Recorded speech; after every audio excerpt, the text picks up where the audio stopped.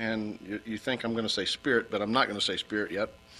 But I alluded to it at the last Bible study that here soon we're going to be doing a baptism. And baptism is one of the coolest things you can do as a preacher, is to baptize somebody. It's just a lot of fun. It shows somebody coming to, like Freddie was saying, coming to God, getting that information, that understanding, that wisdom.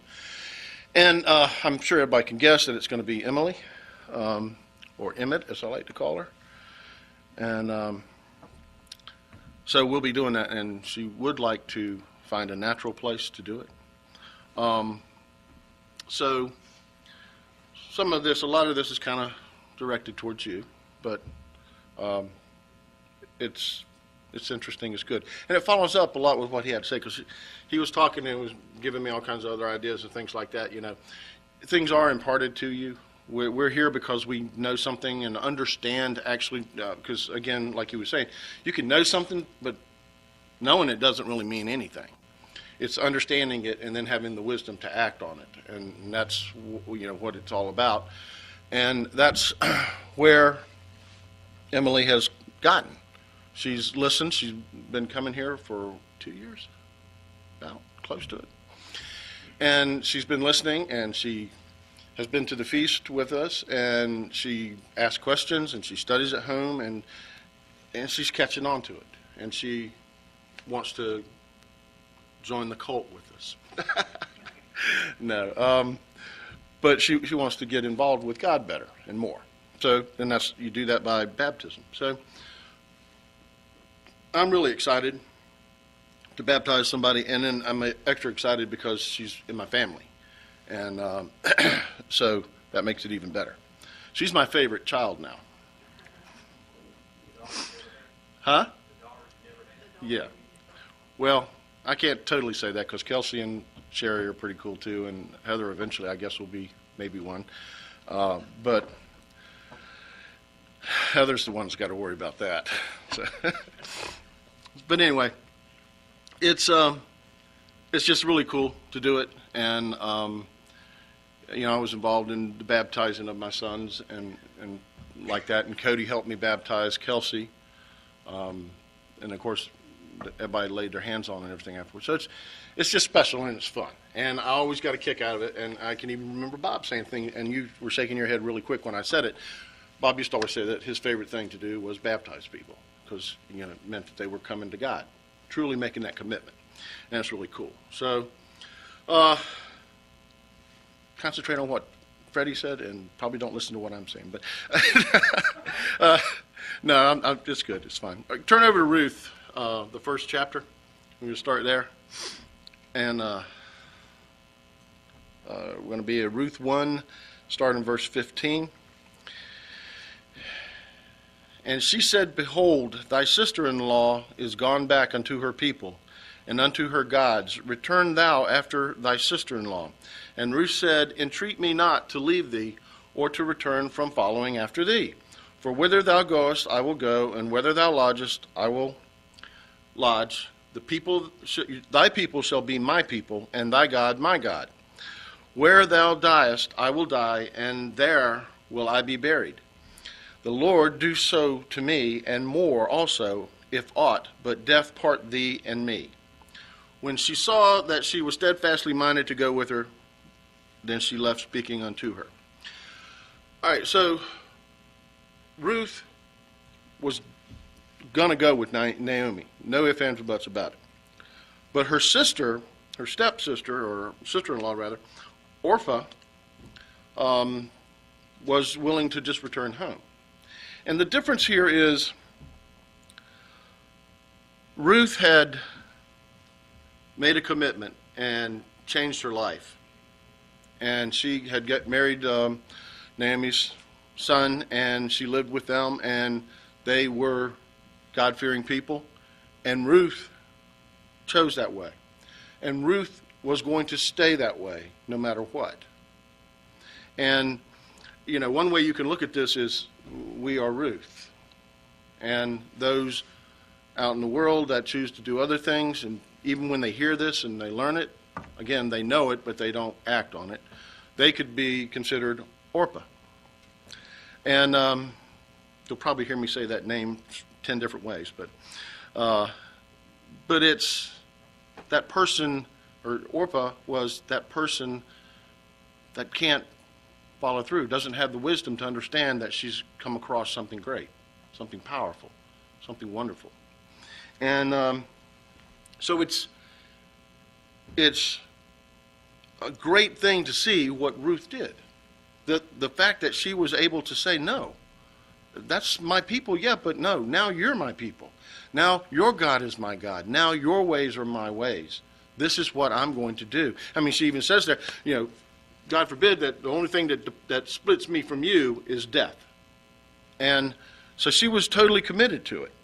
She changed her life, and she had become that new person. And that's what baptism is. It is putting off the old, putting on the new, and becoming that new person, that new man. And it's a commitment. I'll tell you right now that when you get dunked under and you come up and you get the laying on of hands, lightning doesn't strike you. You don't feel buzzy all over, anything like that. But it's still you. It's up to you now to follow through with what you've started. The title I have on this is Get It Done. So that's where you're at when you get baptism. It's still the beginning. It's a commitment that you make, and you want to get it done. You want to stay with it because you are a special person. Very special that God took the time to take somebody living on the little wrong coast and bring them to somebody on the right coast and and bring them together. I mean, the first time I saw Emily and thought anything about her was, actually, I think you were in the back when we started a session for who? Who were we starting at? Rachel? Taylor? And you were back there talking some and by the platform there. And you were irritating me because I was like, why is this girl standing here talking? We got to get busy. Because I'm all about my business in the back room. So it was kind of funny, but I didn't really pay attention to who you were or anything else.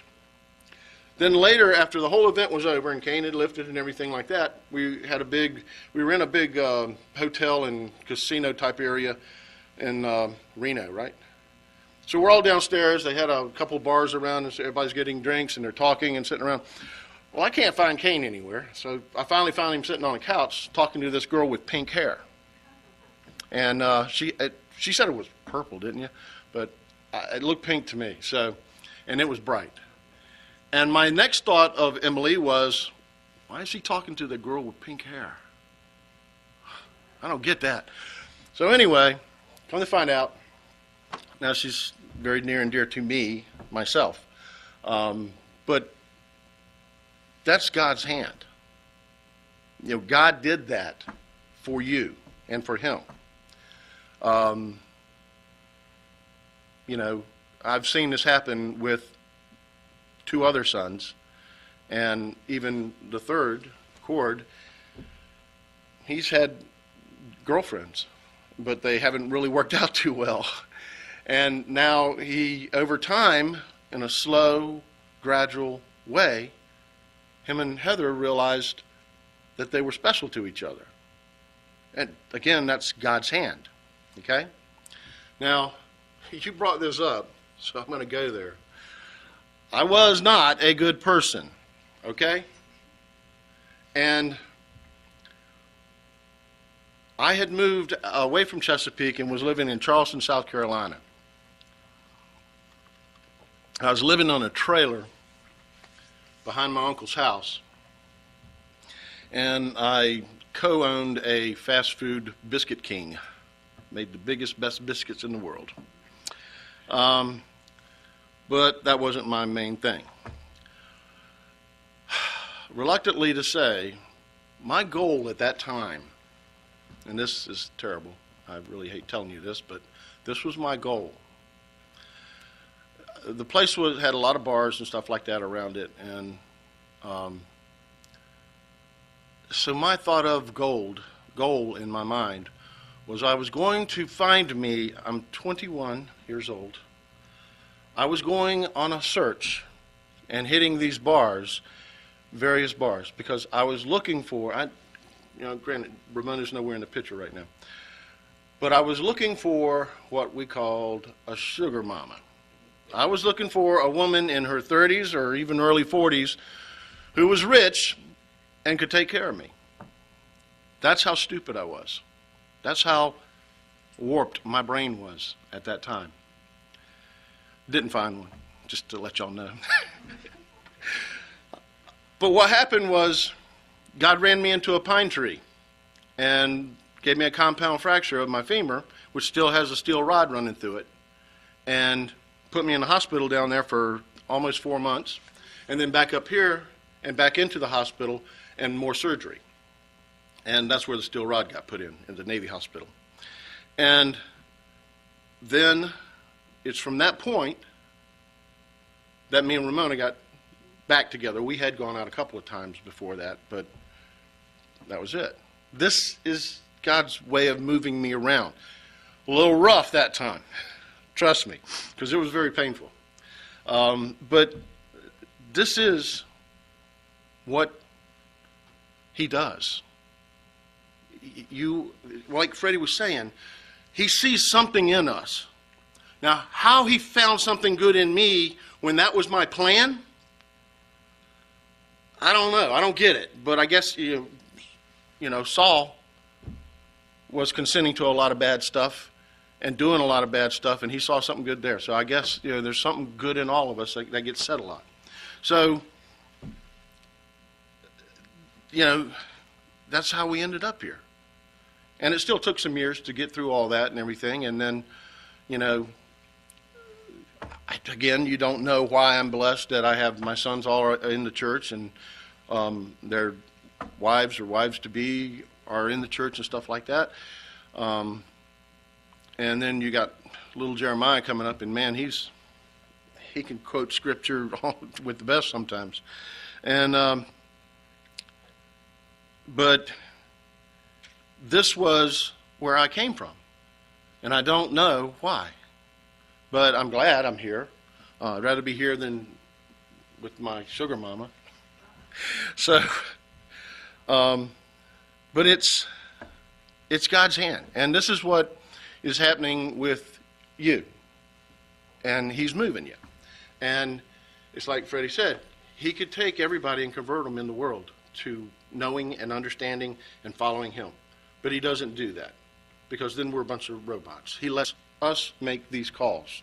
He lets us become the person that he wants us to be, and we do it out of our own,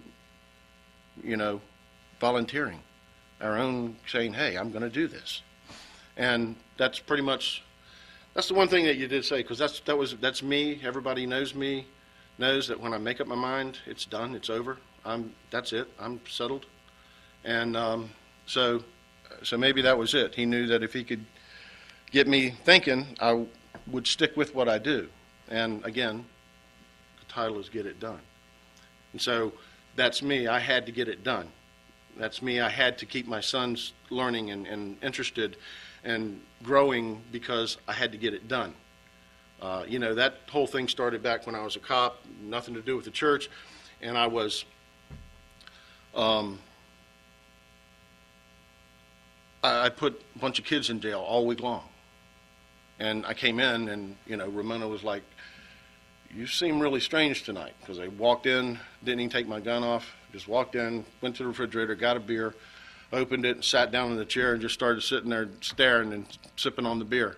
And she goes, what's wrong? And I just looked at her and I said, we can't let our kids go to jail. The oldest one, I think, well, it would have been Kyle, and he was maybe 5 or 6 at that time. I don't even think he was 7. So, but that was my worry.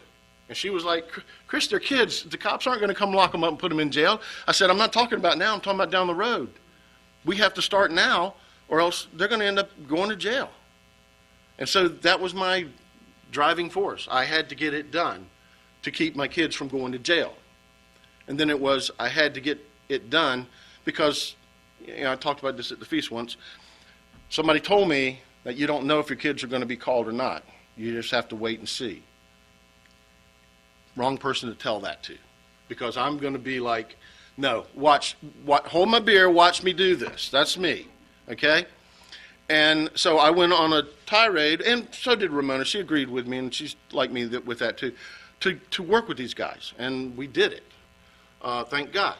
But it doesn't mean that I'm a better Christian than anybody else or better at this than anybody else. Nothing. It just means God bless me, because evidently they have something good in them that he sees, because we don't know. But the thing is, this is what he's done, and that's why I titled this, and that's why I'm talking about this, and that's why I'm kind of pointing to you a lot and saying it's for you, is because I want you to get it done. I want you to be into this and God just as much as you are into our family and loving us and everything like that. I wasn't supposed to be up here boohooing, but it's just really special, and it was the same feeling I got when you told me you wanted to get baptized. I got the same feeling when I was sitting at breakfast in Florida at the feast, and we were at the table, and me and Ramona and Cody and Kelsey were sitting at the table with us, and I think the boys, I think y'all were right beside us at another table here, and Cody or Kelsey says, I got something I want to ask you, Coach. And I said, what's that? She goes, will you baptize me today? And I mean, just boom, my heart jumped, and I was like, really? Because I had no idea that she was thinking about that. And it was the same thing with Emily. I didn't know she was actually thinking hard about that in that time. And this was just a few weeks ago. And she asked me about that, and then I was like, oh, wow, great. Because, again, I love it. And I got that same feeling when she was there. Sherry had already been baptized. No, Sherry got baptized with Kyle. Bob and me did that, I think. And you, that's right. So it's just really cool stuff that that I really enjoy, and I'm happy for you. And we're going to be even happier. We're going to find a place and get that done eventually, hopefully before Passover. So, with all that said,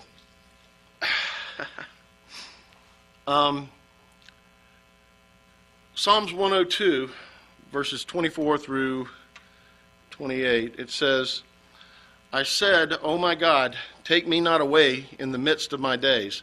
Thy years are throughout all generations. Of old hast thou laid the foundation of the earth, and the heavens are the work of thy hands. They shall perish, but thou shalt endure. Yea, all of them shall wax old like a garment, as a vesture. Thou shalt change them then. Change them. Wow. And they shall be changed. But thou art the same, and thy years shall have no end. The children of thy servants shall continue, and their seed shall be established before thee. And this is what we do. We establish ourselves with God. We believe that he does not change. He's going to fulfill all his promises, even the one to raise us up at the right time when it's his time. And then we teach this to our children, and it goes on, and it goes on. And that's what it's supposed to be like. Malachi 3:6, everybody knows this. For I am the Lord, I change not. Therefore ye sons of Jacob are not consumed. That's why this world goes on. Because he's working his works in this world. And as terrible as it is, as crazy as it is, as murderous as this world is, he lets it continue because he's got plans for other people. He's got things he's doing. And it's going to be his way. And that's what a lot of people don't understand. I actually heard a guy on a documentary the other week. He was a preacher of some sort. And he actually said, well, the Bible, it's kind of like guidelines, but it's not really factual on everything. Like all that stuff in Revelations, that's not going to happen. I was floored. He was basically said, Revelations is not going to happen. These are just signs and symbols of things that will happen in life, things that bad comes in life sometimes. What a nut. I just couldn't believe it. Just totally floored me. And now I'm going to go into Ephesians 4:22 to 24. This is what I've already said, but I'm going to read it anyway. That ye put off concerning the former conversation the old man which is corrupt according to the deceitful lust, and ye be renewed in the spirit of your mind, and that ye put on the new man, after which after God is created in righteousness and true holiness. We change for God, not God change for us. It's so much easier, Freddie even mentioned that too, how he talked about how when his mom and dad started doing these strange things, he started looking at it, he started reading in the Bible, and he said, wow, this is making more sense because it's lining up with what the words say in the book. And it is that way. And that's kind of like me. I was trying to prove somebody wrong about all this Sabbath keeping stuff. And I started reading and studying and working. And then I was like, wait a minute, this is making too much sense to be wrong. And I had to change my ways. And, then it just had to happen. And again, like I said, I got to that point where I was committed, and then it's all in, and Ramona's kind of going, were you doing this? And I'm like, I don't know what I'm doing. She goes, no, I know you. Never mind, you're doing it. And that's exactly what she said to me in the grocery store. Because I started by going to the grocery store and saying, is there beef bologna? Is there some of that beef barbecue? Do they sell that here? And she's like, and then I said, they do make beef bacon, don't you? She was like, you're going to do this, aren't you? And she rolled her eyes and said, no, I can tell. You've already made up your mind. It takes me a long time sometimes to make up my mind, but when I do, I stick with it, unfortunately, sometimes.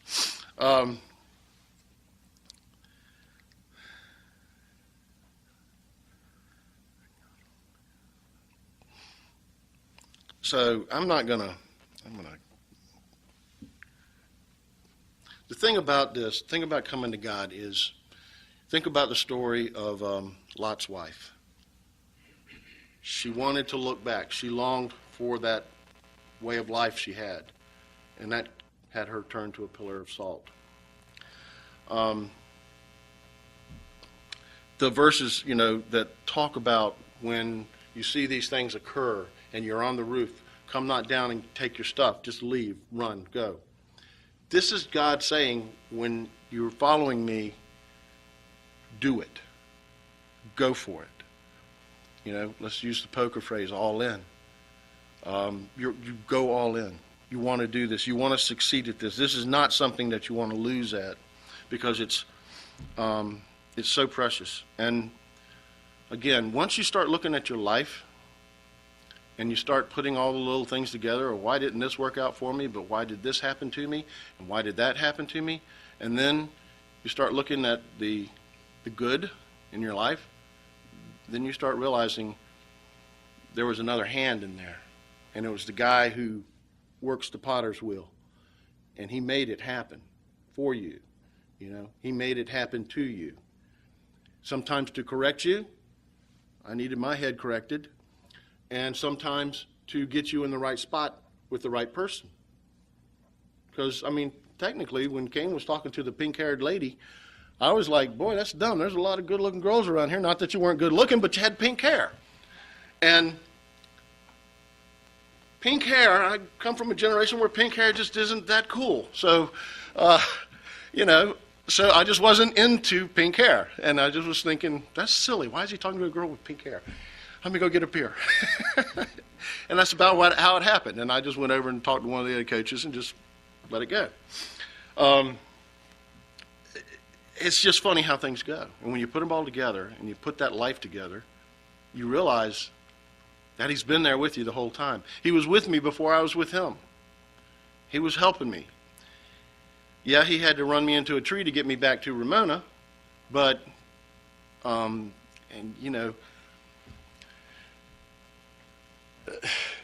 she knows all this, so it's not really a big deal. But the first girl I called when I got back home was my old girlfriend. I didn't call Ramona.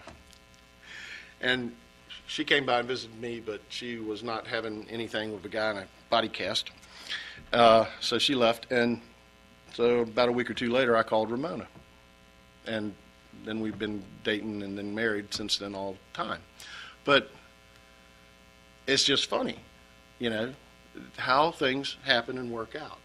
And you look back at it, and I go, that was God. There are things that happened to me on the police department that I can look back at and go, well, that was God, you know. I could have been one of those stories on one of those times where I almost shot a guy, and he didn't need to be shot. He was actually the victim, but he was yelling at me, bringing me a knife he had taken from the guy who tried to rob him, bringing me a bloody knife, pointed at me, screaming, and I couldn't understand a word he was saying. Plus, I was stuck half in and half out of my car. I couldn't get out.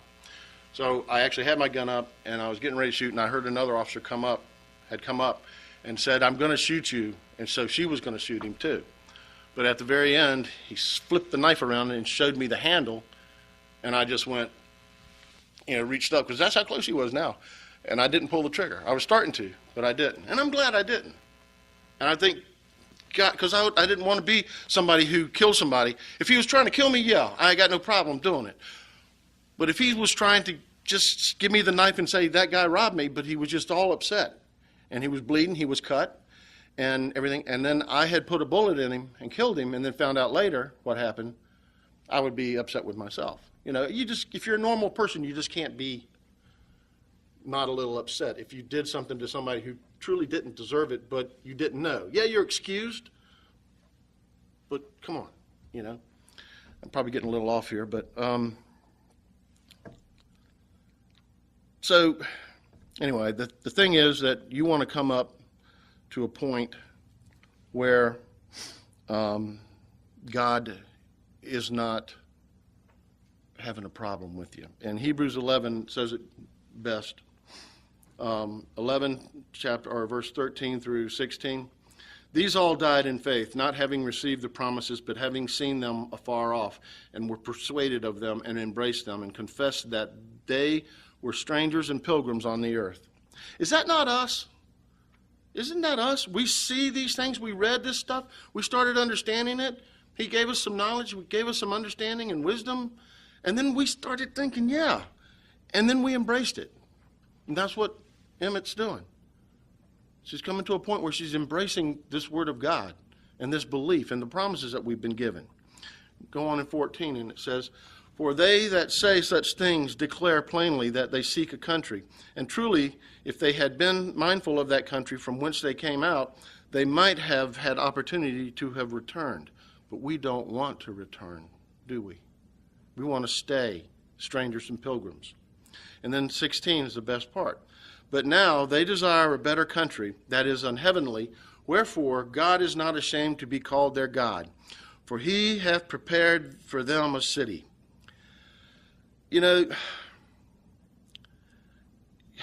God is not ashamed to be called their God. That's big time, man. Can you imagine being a person that God is ashamed to say he's your God? Because I believe I was that person, but I've changed. But we want to go through and we want to be that person that he's not ashamed to say, I'm his God. I'm her God. They are my children. And he's proud of it. And that's what we want to get to. So we make this commitment to him with our baptism. And then we go on through our life and we learn and we do better and better and better. And we don't make allowances for our ways. We don't make,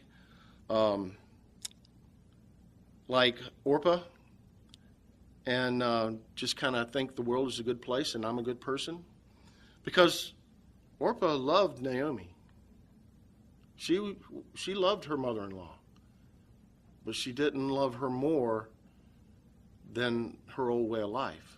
So she went back to it. So we change and we become what God wants us to become. What he's actually made us to be.